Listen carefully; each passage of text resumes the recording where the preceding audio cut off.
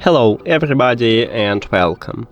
In this video I'm going to show you how to disconnect your earbuds OPPO Enco Air3i from your Android device.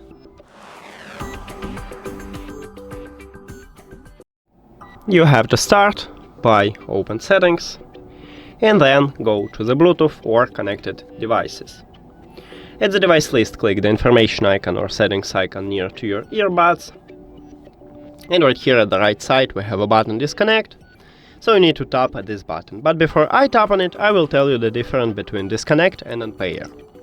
So, when you select to disconnect your earbuds, you will stop Bluetooth connection with your earbuds, but leave them at the device list.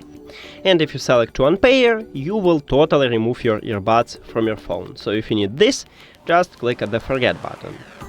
Now let's disconnect them, and as you can see, I stop Bluetooth connection with them, but still have them at the device list, and I can easily reconnect them if these earbuds turn on and do not connect it with another device. That's it.